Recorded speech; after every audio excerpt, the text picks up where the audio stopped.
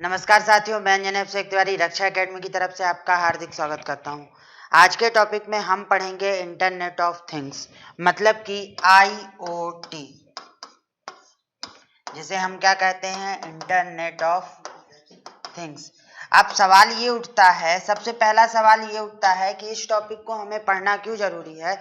तो ये आप ये ध्यान रखिएगा कि ये आपके प्री प्लस मेंस दोनों में आपको कौन सा टॉपिक दिया गया है। एक टॉपिक दिया गया है इंटरनेट, और इंटरनेट टॉपिक का ये एक पार्ट है जिसमें हम ये देखते हैं कि कैसे हम एक घर में सारी स्मार्ट वस्तुएं जो हम यूज करते हैं, जैसे स्मार्टफोन, आपका TV, smart TV, AC, fridge, cooler, जो भी स्मार्ट वस्तुएं आज हम यूज करते हैं उसको कैसे कंट्रोल किया जा सकता है अपने मोबाइल से, और इसके लिए हम कौन सी प्रोसेस, किस प्रकार से ये काम करता है, ये सारी चीज़ों में डिस्कशन करेंगे। और ये पूरी जो कनेक्टिविटी होती है ये किसके माध्यम से होता है, इंटरनेट। इंटरनेट पे हम दो तरीके देख लेते हैं, एक देखते हैं लैन और एक देखते हैं पैन। तो यही जो लैन और पैन है इसी पर आज हम चर्चा करेंगे कि किस प्रकार से हम इंटरनेट ऑफ थिंग्स को देखते हैं और भारत में इंटरनेट ऑफ थिंग्स इतना जरूरी क्यों है और हमारे पेपर के लिए भी क्यों जरूरी है। तो टॉपिक समझ में आ चुका होगा आपको कि टॉपिक क्या है, कि ये इंटरनेट टॉपिक का प्री प्लस मेंस दोनों के हिसाब से एक इम्पॉर्टेंट टॉपिक है, इसीलिए इसको पढ़ना आपके लिए सबसे ज्यादा जरूरी है।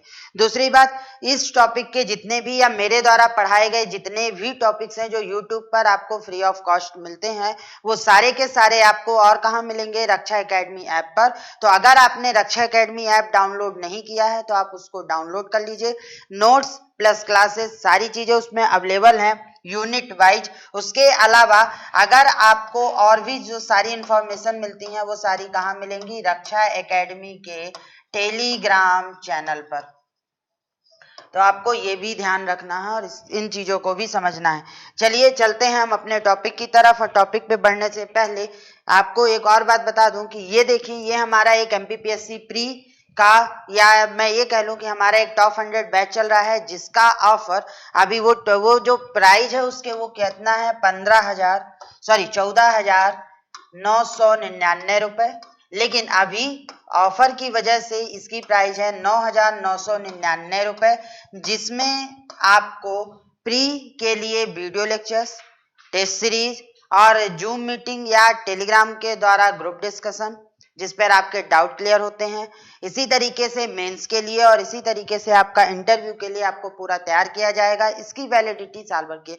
तो यदि आपने यह कोर्स नहीं खरीदा है तो आप खरीद सकते हैं। चलिए आप डिस्कशन करते हैं अपने टॉपिक के बारे में कि हमारा टॉपिक कौन सा है आज। तो हमारा जो टॉपिक है वो टॉपिक क्या है, हमारा जो टॉपिक है वो टॉपिक क्या है, internet of things, IoT।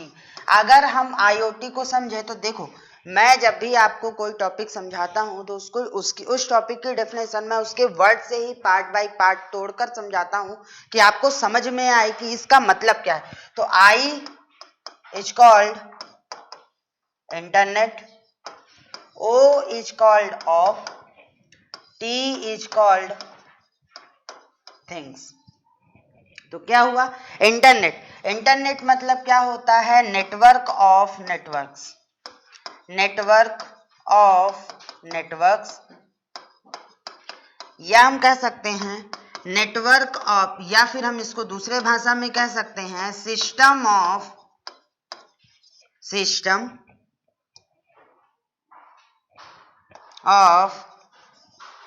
Systems, ये कह सकते हैं। ऑफ का मतलब सबको पता है हिंदी में क्या होता है, का। उसके अलावा थिंग्स, थिंग्स मतलब क्या होता है, यहाँ पर वस्तुएं, और वस्तुएं लाइक दैट कि हम यहाँ पर बोल सकते हैं smartphone, smart TV, smart AC, smart cooler, कुछ भी जो भी आपका है स्मार्ट। और दूसरा हम क्या बोल सकते हैं, स्मार्टफोन। अब सवाल ये उठता है, सबसे पहले तो अगर इस डेफिनेशन को समझो तो यहाँ पे और भारी भारी वर्ड्स मिल गए। ये भारी वर्ड्स क्या है, नेटवर्क ऑफ नेटवर्क्स। तो देखो, जब हम दो या दो से अधिक कंप्यूटर को आपस में जोड़ते हैं या दो से डेटा का आदान प्रदान करते हैं तो उसे हम क्या बोलते हैं, नेटवर्क बोलते हैं। मतलब सिंपली यदि आप अपने मोबाइल को ले लो और अपने मोबाइल के साथ आप क्या करो, एक दूसरा मोबाइल ले लो और दोनों मोबाइल को आप क्या करो, ब्लूटूथ के माध्यम से कनेक्ट कर लो, तो वो एक क्या कहलाया, नेटवर्क कहलाया। उसी तरीके से जब मैंने बहुत सारी चीजों को ले लिया, बहुत सारी डिवाइसेस को ले लिया, उसे किसी भी माध्यम से कनेक्ट कर लिया और उसमें मैं डेटा का आदान प्रदान कर रहा हूं, तो वो डेटा का आदान प्रदान क्या कहलाता है, नेटवर्क कहलाता है। पहली बात। दूसरी बात, अब यहाँ पे जो वर्ड्स जुड़े हैं वो वर्ड्स क्या हैं, स्मार्ट। फोन आपको समझ में आता है, टीवी आपको समझ में आता है, एसी आपको समझ में आता है, कूलर आपको समझ में आता है, फोन आपको समझ में आता है, लेकिन आपका स्मार्ट का क्या होता है। स्मार्ट में हम ये कहते हैं कि जैसे अगर आप देखो तो एक मानव है, एक मनुष्य है, यदि वो किसी काम को इंटेलिजेंट तरीके से करता है और अपनी इंटेलिजेंसी का प्रयोग कर अपनी समझ से, तो वो क्या कहलाता है, कि स्मार्ट व्यक्ति कहलाता है। उसी तरीके से यदि हम किसी डिवाइस में एक माइक्रो कंट्रोलर लगा दें, एक माइक्रो कंट्रोलर लगा दें और ये माइक्रो कंट्रोलर क्या करे, इसको हम इस तरीके से प्रोग्राम कर दें कि वह जो काम उसको सौंपा गया है उसके लिए कोई हमें तीसरे उस व्यक्ति को या उस मनुष्य द्वारा उसे बार बार बताना ना पड़े, वो ऑटोमेटिक सिचुएशन के हिसाब से उस काम को कर ले, उसे ही हम क्या कहते हैं, स्मार्ट कहते हैं। जैसे आज की डेट पे आपके घर में या तो एसी होगा या तो आपके यहाँ कूलर होगा, जो अभी नए वर्जन आते हैं उसमें क्या होता है, ऑटोमेटिक टेम्परेचर क्या हो जाता है, कंट्रोल हो जाता है। ऑटोमेटिक आपके रूम टेम्परेचर के हिसाब से उसका टेम्परेचर क्या हो जाता है, कंट्रोल हो जाता है। और ये जो ऑटोमेटिक काम हो रहा है इसको हमने किसके माध्यम से, एक प्रोग्रामिंग लैंग्वेज लिखी और प्रोग्रामिंग लैंग्वेज के साथ हमने क्या किया, माइक्रो कंट्रोलर में उसको डाल दिया और माइक्रो कंट्रोलर ने क्या किया, वह काम ऑटोमेटिक करवा सकता है। तो ये जो वर्क कहलाया कि अब कोई भी चीज ऑटोमेटिक होना शुरू हो जाए तो वह क्या कहलाता है, स्मार्ट के कैटेगरी में आ जाता है। जैसे फोन हो गया आपका, क्या हो गया, इस टीवी हो गया, एसी हो गया और कूलर हो गया, ये सारी चीजें हो गई। तो अब यहाँ पर इस पूरी डेफिनेशन से ये समझ में आता है, इस पार्ट से, कि वस्तुओं का, स्मार्ट वस्तुओं का एक नेटवर्क बना दो और उस नेटवर्क को ही हम क्या बोलते हैं, इंटरनेट ऑफ थिंग्स बोलते हैं। तो सीधी सी आसान भाषा में यदि हम कहें कि इंटरनेट, जब हम बहुत सारी वस्तुओं को क्या करें, हम बहुत सारी वस्तुओं को जोड़ दें और जोड़ने के बाद हम क्या करें, उसमें डेटा का आदान प्रदान शुरू कर दें और डेटा का जो ये आदान प्रदान हो रहा है उसे ही हम क्या कहते हैं, इंटरनेट ऑफ थिंग्स कहते हैं, है ना। और इसी का पूरा ये नेटवर्क होता है। जैसे अगर मैं आपको एक एग्जांपल दूं तो मान लो कि ये आपका एक लैन है, लैन नेटवर्क है और ये आपकी एक सेंट्रल डिवाइस है। इस सेंट्रल डिवाइस को मैंने लैन के माध्यम से क्या किया, अब मैंने स्मार्टफोन कनेक्ट कर दिया, एक मैंने क्या किया कि स्मार्ट टीवी कनेक्ट कर दिया। मैंने इसी इंटरनेट से जो कनेक्टिविटी हो रही है इसी से मैंने अपना क्या किया, कंप्यूटर कनेक्ट कर दिया।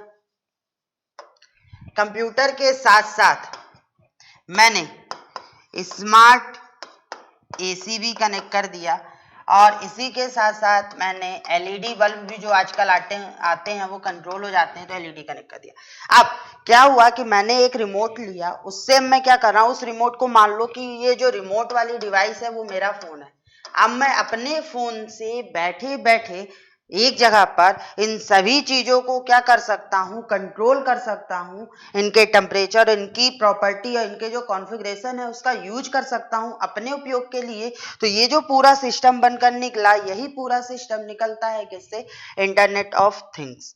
अब सवाल ये उठता है कि क्या हमारे पास इतना हाई स्पीड डेटा है कि हम इसको पूरी तरीके से कंट्रोल कर सकते हैं? हाँ, इसीलिए हमने क्या बनाया, इसीलिए हमने 5G टेक्निक का उपयोग किया। 5G टेक्निक एक ऐसी टेक्निक है जिसमें वोल्टेज को तो हमने रिड्यूस कर दिया, बैटरी कंजम्पशन को तो हमने रिड्यूस कर दिया, लेकिन उसकी पावर को हमने बढ़ा दिया, फ्रीक्वेंसी को बढ़ा दिया, बैंडविड्थ को बढ़ा दिया। और जब फ्रिक्वेंसी और बैंडविड्थ बढ़ गई, डेटा ट्रेवलिंग की स्पीड बढ़ गया, तो आप automatic with in a second सारी चीजों को कंट्रोल भी करने लगे। 4G और 5G के बारे में मैंने क्लास ली है स्मार्टफोन में, यूट्यूब पर वो क्लास हैं और फ्री ऐप पे भी हैं, तो अगर आपने नहीं देखा है तो देख लीजिए। वहां पे मैंने समझाया है कि इसको किस प्रकार से 5G इतना हमारे लिए है। 4G में क्या दिक्कत थी, 4G बैटरी कंजम्पशन ज्यादा करता है, मतलब वो बैटरी को ड्रेनेज की तरह यूज करता है। लेकिन 5G में क्या है, 5G की टेक्निक को जो हमने डेवलप किया तो इसमें हमने बैटरी कंजम्पशन जो था उसको पूरा रिड्यूस कर दिया। मतलब कि अगर हम 5000 mAh की बैटरी यूज कर रहे हैं तो 4G टेक्निक में हम उस बैटरी को मुश्किल से मुश्किल 8 से 9 घंटे ही यूज कर सकते हैं, ये मैंने मैक्सिमम बताया है।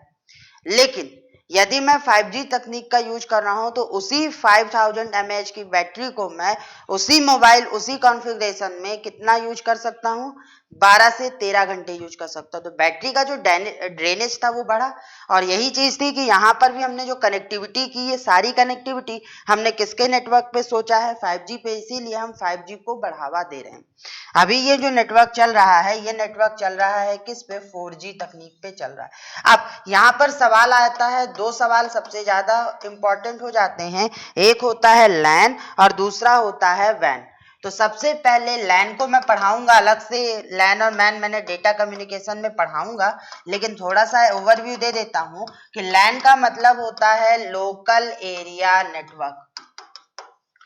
अब लोकल एरिया नेटवर्क को हम क्या कह सकते हैं, लोकल एरिया नेटवर्क किस प्रकार से हो सकता है कि जैसे आप एक ऑफिस में काम करते हो, एक बिल्डिंग में काम करते हो, और उस पूरी बिल्डिंग में हमने क्या किया है, एक व्यक्ति से दूसरे व्यक्ति तक डेटा पहुंचाने के लिए हमने वायर्स का एक इंटरनेट के माध्यम से कनेक्शन बना रखा है, और हमें उस व्यक्ति तक फाइल लेकर नहीं जाना है, हमने यहाँ से क्लिक किया और वो फाइल उस व्यक्ति के पास पहुंच गई, हमें उठकर भी नहीं जाना है। तो ये जो ये नेटवर्क जनरेट होता है इसे ही हम क्या कहते हैं, लोकल एरिया नेटवर्क कहते हैं। अब पैन क्या होता है, पैन हमारा होता है पर्सनल एरिया नेटवर्क। अब पर्सनल एरिया नेटवर्क क्या होता है, पर्सनल एरिया नेटवर्क, पर्सनल मतलब खुद का। तो जब आप ब्लूटूथ के माध्यम से डेटा को मतलब डेटा का शेयरिंग करते हो, 2 डिवाइस, 3 डिवाइस, 4 डिवाइस, मतलब ब्लूटूथ के माध्यम से जब आप कनेक्टिविटी बनाते हो तो वो क्या होता है, पैन। फॉर एग्जाम्पल सीधा सीधा सा बताऊं तो आपने क्या किया, आपका फोन है, आपका फोन ब्लूटूथ एनेबल्ड है, आपने स्मार्ट वॉच ली, उसको अपने हाथ पे पहना और आपने एक ब्लूटूथ लिए जो ब्लूटूथ से कनेक्ट होता है।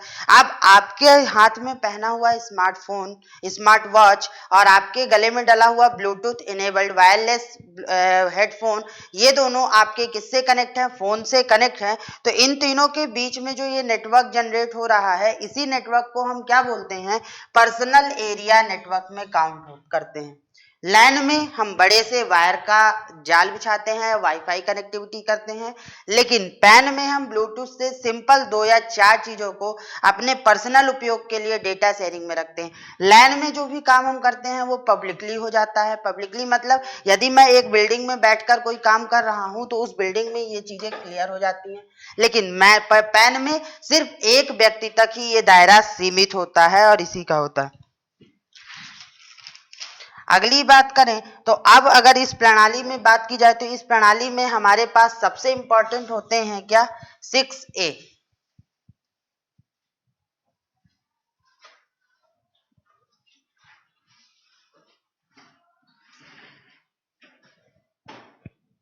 इसमें सबसे इंपॉर्टेंट क्या होते हैं, 6A, और यही 6A सबसे ज्यादा इसकी खासियत को भी बताते हैं, क्या, एनी टाइम।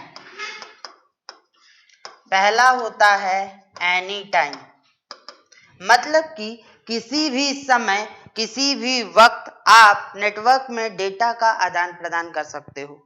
फिर एनीवेयर, किसी भी जगह किसी भी तरीके से आप इसका निर्माण कर सकते हो।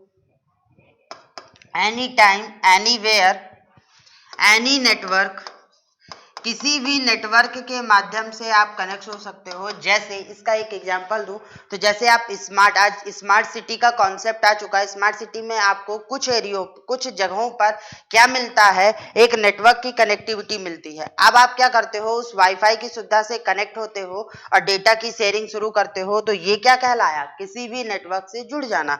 उसके बाद एनी लोकेशन,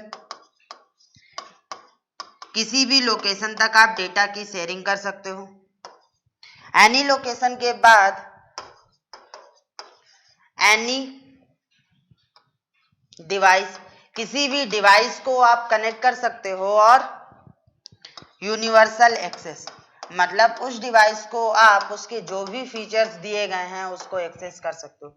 जैसे मैं अगर कहूं तो मैंने अपने घर पे यदि पर्सनल एरिया नेटवर्क बना रखा है तो मैं पर्सनल एरिया नेटवर्क में अपने मोबाइल से टीवी को, कंप्यूटर को, एलईडी बल्ब को, फैन को, सबको कनेक्ट रखा है और मैं अपने मोबाइल में बैठे बैठे सारी चीज़ों को कंट्रोल कर सकता हूँ। जिन चीज़ों को मैंने अपने नेटवर्क से कनेक्ट कर रखा है उन सभी चीज़ों के जो कॉन्फ़िगरेशन है, जो उसके फीचर्स है, जो उसकी वर्किंग है, उनको मैं एक्सेस कर सकता हूँ यूनिवर्सल तरीके से।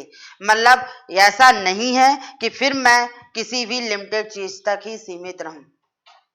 लिमिटेड चीज तक मतलब यदि मैंने मान लो अपने फोन से किसको कनेक्ट कर रखा है, अपनी स्मार्ट वॉच को कनेक्ट कर रखा है, तो मैं अपने स्मार्ट वॉच के जरिए अपने फोन को पूरी तरीके से क्या कर सकता हूँ, कॉन्फ़िगरेट कर सकता हूँ, चला सकता हूँ। उसके लिए मुझे फिर किसी भी चीज की जरूरत है, मतलब फिर मेरे पास बाउंडेशन नहीं है कि मैं उस चीज से ये कर सकता हूँ। हाँ, ऐसा होता है कि हम किसी भी डिवाइस को एक पर्टिकुलर यूज के लिए ही बनाते हैं तो हम उससे सिर्फ उतना ही काम कर सकते हैं, लेकिन ये नेटवर्क का फॉल्ट नहीं हो सकता, ये डिवाइस के कॉन्फ़िगरेशन का फॉल्ट हो सकता है कि वो डिवाइस किस प्रकार से काम करे। और यही सारी चीजें हमें यहाँ पर इस 6A में इंपॉर्टेंट होती हैं आईओटी में। क्या? एनी टाइम, किसी भी समय, एनी वेयर, किसी भी जगह, एनी नेटवर्क, किसी भी नेटवर्क से, एनी लोकेशन, किसी भी लोकेशन से, एनी डिवाइस, किसी भी डिवाइस से, और यूनिवर्सल एक्सेस। तो देखो इसमें क्या है कि इसमें सब जगह ए आया है, ए ए ए ए ए और ए। तो यही ये जो 6 चीजें हैं, यही 6 मिलकर क्या बने, 6A का कॉन्सेप्ट लेकर आते हैं। इसके बाद हम चलें तो अब जो हमारे लिए सबसे इंपॉर्टेंट चीज ये है कि हम इसका अनुप्रयोग कहाँ कर रहे हैं। देखो अभी तक हमने इसका दायरा सिर्फ 2 जगहों तक सबसे ज्यादा रखा है। एक रखा है हमने स्मार्ट होम में और एक रखा है हमने स्मार्ट सिटी में। अब हम इसका दायरा बढ़ाने की सोच रहे हैं और अब हम इसको इस प्रकार से, अगर 5G हमारे लिए सक्सेस तो हो चुका है, पर अगर इंटरनेट ऑफ थिंग्स से ज्यादा सक्सेस हो जाता है उसके द्वारा और ज्यादा नेटवर्क को, मतलब बड़े नेटवर्क को हम कंट्रोल कर सकते हैं, बना सकते हैं, तो उस जगह पर हम इसके अलावा और भी अनुप्रयोग में जाएंगे। लेकिन अभी जो हम अनुप्रयोग कर रहे हैं वो भारत में किसके द्वारा या विश्व में किसके द्वारा हो रहा है, स्मार्ट होम और स्मार्ट सिटी। अब स्मार्ट होम क्या कहलाता है? स्मार्ट होम एक प्रकार का ऐसा कॉन्सेप्ट है जिसमें हम ये कहें कि हम सारी चीजों को किससे कनेक्ट कर दें, इंटरनेट से कनेक्ट इंटरनेट से कनेक्ट करें और इंटरनेट से कनेक्ट करें और क्या करें, जितनी भी चीजें हैं उनको हम एक सेंटर से कंट्रोल कर सकें। अब क्या क्या, एक अगर हम एक सिटी की बात करें तो एक सिटी में क्या होता है, क्या क्या चीजें होती हैं। एक सिटी की बात करो तो क्या क्या चीजें होती है एक सिटी में। सबसे पहले होता है ट्रैफिक कंट्रोल, स्मार्ट सिटी समझ लो पहले, traffic control.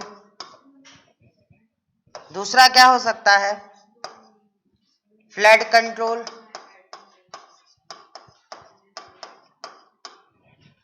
Inter office data sharing, और इसके अलावा हम इस पे से और क्या क्या काम कर सकते हैं,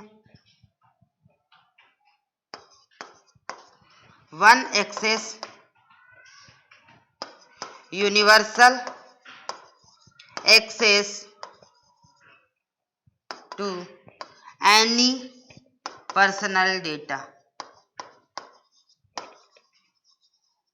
और इसके लिए हम जो नेटवर्क डिसाइड करते हैं, जो बातें करते हैं, वो ये होती है। स्मार्ट सिटी का जो कॉन्सेप्ट आया है, स्मार्ट सिटी में आपको कॉन्सेप्ट ये नहीं है कि हम उस सिटी को क्या कर दें, हम उस सिटी को प्रॉपर तरीके से बना दें।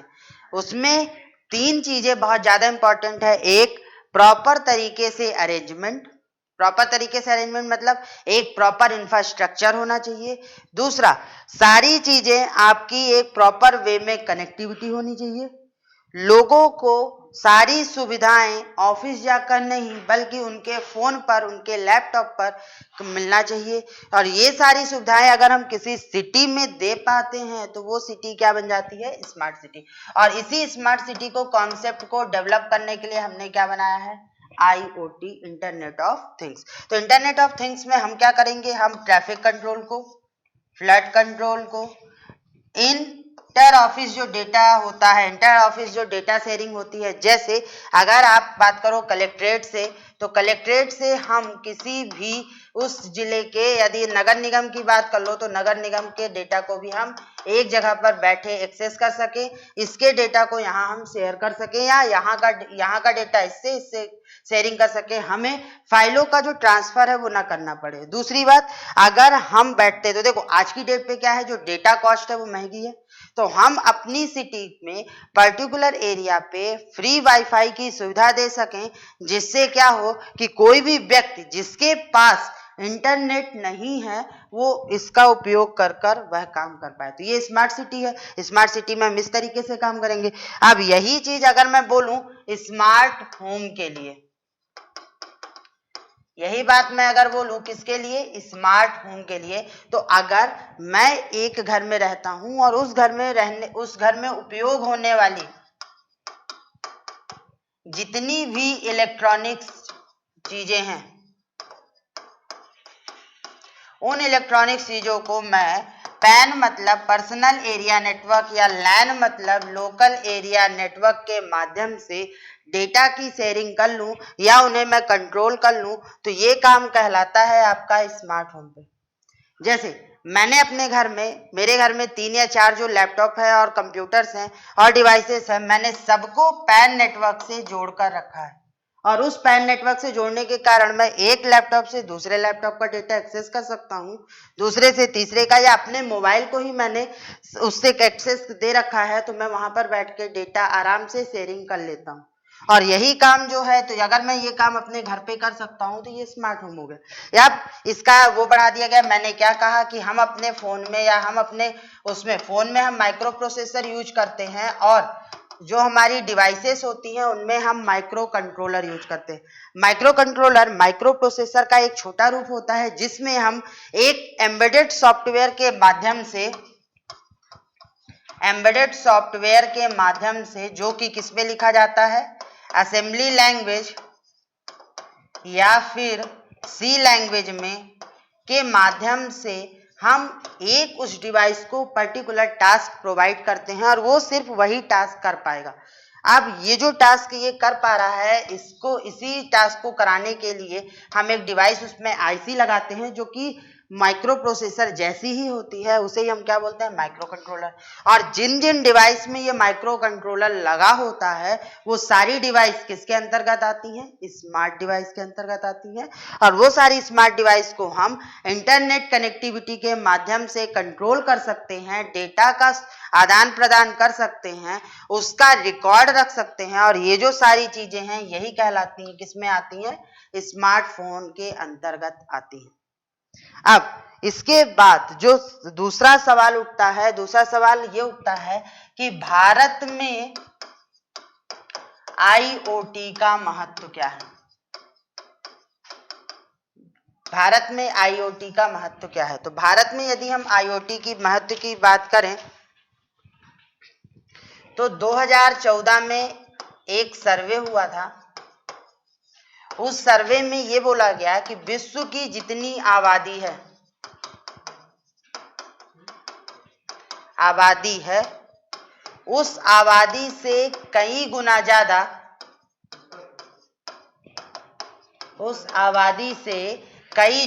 ज्यादा हम स्मार्ट डिवाइसेस यूज कर रहे हैं इंटरनेट के माध्यम से। मतलब कि उस आबादी से कई गुना ज्यादा हमारे पास स्मार्ट डिवाइसेस हैं। ये जो रिसर्च हुई, तो भारत ने क्या किया, इस रिसर्च का फायदा उठाने के लिए उसने सबसे पहले इंटरनेट ऑफ थिंग्स स्कीम को लॉन्च कर दिया। इंटरनेट ऑफ थिंग्स की स्कीम को लॉन्च कर दिया और इसके लिए उन्होंने 3G तकनीक रखा।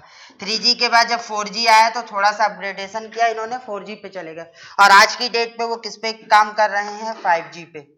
और 5G पे हमारी 5G का जो काम चल रहा है ये कहाँ चल रहा है, टेस्ट बेड जो हम बनाते हैं, एक नेटवर्क जनरेट करते हैं, वो कहाँ कर रहे हैं हम, IIT दिल्ली में। कौन सी कंपनी इस पर सहयोग कर रही है, एरिक्सन कंपनी। अब एरिक्सन कंपनी कौन है, एरिक्सन कंपनी वह कंपनी है जो आपके यहाँ जितनी भी कंपनियां मोबाइल टेक्निक्स प्रोवाइड करती हैं उन सभी कंपनियों को जितने भी इक्विपमेंट्स लगते हैं टेलीकम्युनिकेशन के, वो सारे कौन जो बना कर देता है, एरिक्सन कंपनी देता है और ये US बेस्ड कंपनी है। तो इस टेस्ट बेड का कहाँ हो रहा है, 5G पे। तो ये हो गया कि इस पे तो एक सवाल यहाँ पर सबसे पहले आएगा कि भारत में, या ये कह लो कि कौन से देश ने सबसे पहले IoT नीति जनरेट की थी।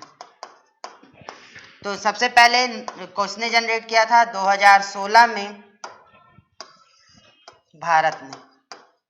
तो IoT मतलब इंटरनेट ऑफ थिंग्स नीति जनरेट करने वाला पहला देश, विश्व का पहला देश कौन है, भारत है। कब जनरेट हुआ, 2016 में। उस समय इन्होंने किस पर फोकस रखा था, 3G पे और अपकमिंग 4G पे। लेकिन बाद में इन्होंने क्या किया, बाद में इन्होंने इसको और अपग्रेड किया और अब 5G पे पहुंच चुके हैं। और इसकी नीति में भी कुछ खामियां थी, तो इन खामियों को दूर करने के लिए उन्होंने फिर 2018 में एक नई नीति को जनरेट किया, लेकिन वो नीति हमेशा 2016 से ही जानी जाती है। 2018 में और समीक्षा और इस नीति को मंजूरी भी प्रदान की जा चुकी है और इस पर काम भी हो रहा है। तो याद रखना कि 3 चीजें ऐसी हैं कंप्यूटर में जिन पर भारत काम कर रहा है और उस पर नीति बना चुका है। पहला, ब्लॉकचेन टेक्नोलॉजी, दूसरा AI और तीसरा IoT। और इसके अलावा चौथा अगर मैं कहूं तो चौथा है आपका राष्ट्रीय सुपर कंप्यूटर मिशन, RSCM। ये 4 टेक्निक ऐसी हैं जिस पर नीति आयोग वर्क कर रहा है। इसने इस पर डिटेल रिपोर्ट भी जारी की है और दूसरा काम, इस पर नीतियां भी बन चुकी हैं और काम भी हो रहा है। तो ये है भारत का। अब इस पर एक सवाल और आता है कि पहली डिवाइस जो IoT पर वर्क करती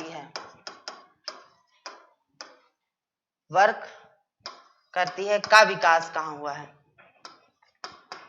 तो इसका भी विकास कहाँ पे हुआ है, भारत में।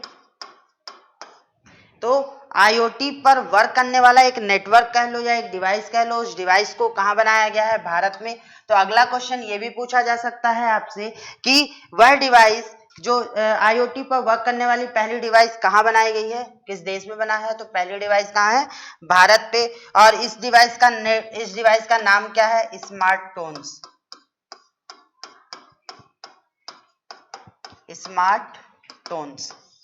स्मार्टटोन्स नाम की है। और दूसरी बात, इसे दूसरे नाम से भी जाना जाता है, ट्रोन एक्स, जिसकी कंपनी कौन है, स्मार्टटोन्स।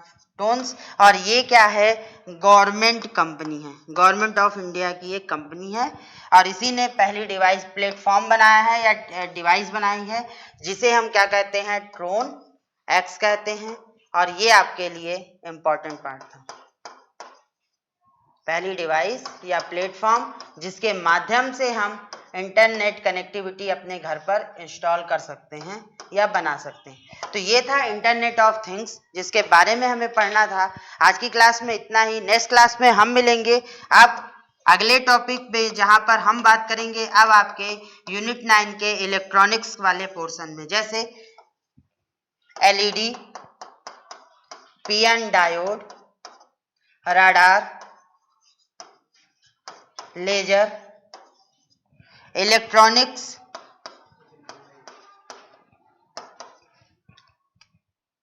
अप्लायंसेस में, जो आपके लिए महत्वपूर्ण है या जो आपके इस स्मार्टफोन पे या इस पे होते हैं। इसी में हम पढ़ेंगे माइक्रो कंट्रोलर के बारे में भी, कि आखिर माइक्रो कंट्रोलर क्यों इतना ज़्यादा ज़रूरी है। बाकी एम्बेडेड सॉफ्टवेयर हम पढ़ेंगे आपके मेंस में, जिसमें ऑपरेटिंग सिस्टम जब पढ़ेंगे कि कैसे एम्बेडेड सॉफ्टवेयर की डिजाइन की जाती है और एम्बेडेड सॉफ्टवेयर में पहले किससे करते थे और अब किससे करते थे। तो पहले किससे था, असेंबली लैंग्वेज से, और अब किससे होता है, सी से।